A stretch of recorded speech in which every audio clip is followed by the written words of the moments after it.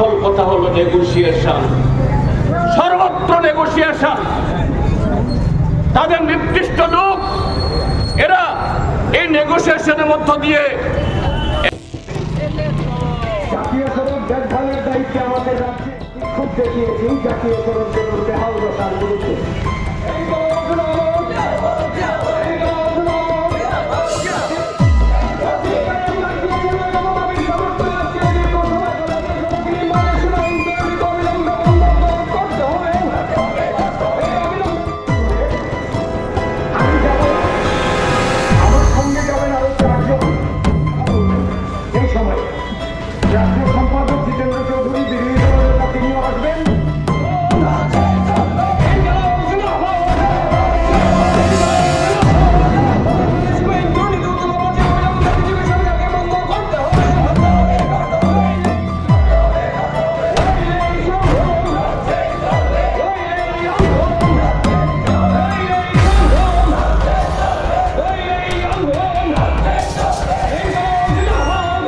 Professor Manik Saha তিনি গেছেন, খোয়াইয়ের সাংবাদিকরা তাকে প্রশ্ন করেছেন, মাননীয় মুখ্যমন্ত্রী আমাদের রাস্তা কবে ঠিক হবে, কবে আমরা গাড়ি ঘোড়া মোটরসাইকেল নিয়ে এই রাস্তার উপরে সেখানে নিরাপদে চলাফেরা করতে পারবো?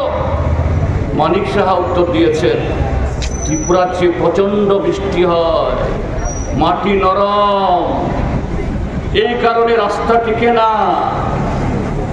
তিনি তো ডাক্তার, বিজ্ঞানের ছাত্র, এটা তো সাধারণ বিজ্ঞানের ছাত্র হওয়ার প্রয়োজন নেই। বলছেন অতিবৃষ্টির জন্য, মাটি নরমের জন্য রাস্তা টিকছে না। তাহলে স্পেস টেকনোলজি কি করলো আপনার প্রধানমন্ত্রী? তার দুদিন বাদে মাননীয় মুখ্যমন্ত্রীর সচিব এবং পূর্ত দপ্তরের সচিব কিরেন রিড্ডি মহোদয় তিনিও প্রেস কনফারেন্স করেছেন। তিনি বলেছেন এই রাস্তা নির্মাণ এখানে গুণমান বজায় রাখা হয়নি। সরাসরি তো বলতে পারেন না এই রাস্তা নির্মাণে চুরি হয়েছে, এখানে সোর্স পানি দিতে হয়, কন্ট্রাক্টররা কাজ করতে পারে না, সেই পরিবেশ নেই। তিনি বলেছেন গুণমান বজায় রাখা হয়। মুখ্যমন্ত্রী এবং তার সচিবের মধ্যে, তাদের বক্তব্যের মধ্যে আকাশ পাতাল ফারাক। এইভাবে শুধু জাতীয় সড়ক নির্মাণ না, এই আগরতলা শহরের রাস্তা দেখুন, এই যে কলোনিয়াল চৌমনি থেকে এখানে বিদুরকর্তা চৌমনি, এখানে পিচ করা হয়েছে কদিন আগে, এখন যান আপনারা, এখন যান হরিগঙ্গা বসাক রোড, সেখানে কাজ এখনো শেষ হয়নি, মাত্র সেদিনে পিচ ডালা হয়েছে, এখনই উঠে যাচ্ছে। আপনারা এই যে আখাউড়া রোড, এখানে জ্যাকসন গেট থেকে ফায়ার সার্ভিস চৌমনি, এই রাস্তা দেখুন, সেদিন মাত্র কাজ শুরু হয়েছিল, এখনই উঠে যাচ্ছে। কেন? কেন? যারা এই আগরতলা শহর এবং ত্রিপুরাছে গণতান্ত্রিক আন্দোলনে যে সমস্ত ভারতীয় জনতা পার্টি আশ্রিত সমাজ বিরোধীরা আমাদের কর্মসূচিতে নানা ধরনের ব্যাঘাত ঘটায়, এরাই হলো এই সমস্ত কন্ট্রাক্টর। নামকেও আসতে ই টেন্ডারিং হয়, নামকেও আসতে সেখানে ঠিকাদারি বাছাইয়ে তথাকথিত স্বচ্ছতা পালন করা হয়। আসল কথা হলো নেগোসিয়েশন, সর্বত্র নেগোসিয়েশন। তাদের নির্দিষ্ট লোক, এরা 100%-এর মধ্যে যদি কাজ হয় সেখানে 100, 20, 30, 40, 50% বাড়িয়ে এনে এস্টিমেট যদি 100 টাকা হয়, পেমেন্ট হয় 150 টাকা, কাজ হয় 50 টাকা। কি করে রাস্তা হবে? কি করে ব্রিজ হবে? কি করে এই রাজ্যের পরিকাঠামো উন্নয়ন হবে? এ হলো আজকে ত্রিপুরাজ্যের অবস্থা। কাজী বন্ধুরা, বৃষ্টি পড়ছে, আপনাদেরকে ভোগাবো না। আমরা এখানে এসেছি, আপনাদের সকলকে ধন্যবাদ। এই রাজ্যের স্বার্থে, এই রাজ্যের উন্নয়নের স্বার্থে, জনগণের অর্থ যাতে সত্যিকারের এই প্রকল্প নির্মাণে সেখানে ব্যয় হয়, এটা যাতে ডান হাত বাম হাত চুরি করে এই রাজ্যটাকে রসাতলে ডুবিয়ে দিতে পারে। আগরতলা শহরের স্মার্ট সিটি অবস্থাও তাই। এক পশলা বৃষ্টি হলে পরে কুমোর জল হয়ে যায় আর ভরাই করছে স্মার্ট সিটি। ফ্ল্যাক্সে ছবি লাগিয়ে, এলসিডিতে ছবি প্রতিদিন প্রচার করে উন্নয়ন। উন্নয়ন নয়, ধ্বংস করা। এই ত্রিপুরাজ্যের 44 লক্ষ মানুষকে তাচ্ছিল্য করা, এই ত্রিপুরাজ্যটাকে এরা বিক্রি করে দেওয়ার ব্যবস্থা করছে। তার বিরুদ্ধে এইভাবেই আগামী দিনে নামতে হবে। আমাদের এই গণতান্ত্রিক ভাষা যদি না বুঝে অন্য পথে বদ্ধ করাতে হবে এই দুর্বিনীত সরকারকে।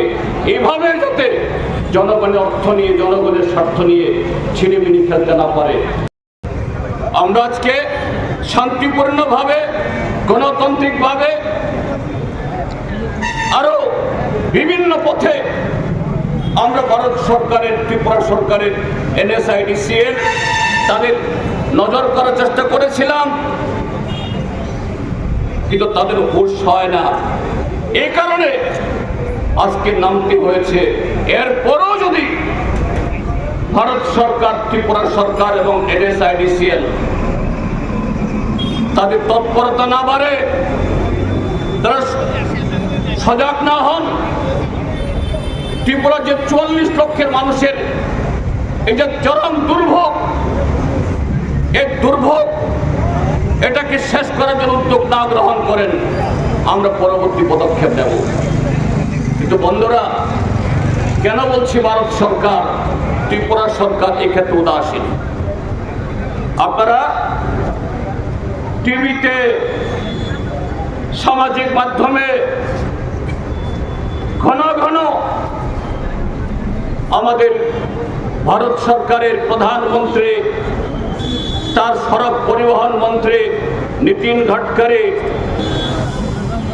দেশের মানুষ তার নাম দিয়েছে এখন নীতিন খাড্ডাকারী। খাড্ডা মানে হলো গর্ত, গাডকারি না, নীতিন খাড্ডাকারী। এবং ত্রিপুরা রাজ্যের যে মুখ্যমন্ত্রী মানিক সাহা কি বলেন? উন্নয়ন, উন্নয়ন, চারিদিকে উন্নয়ন।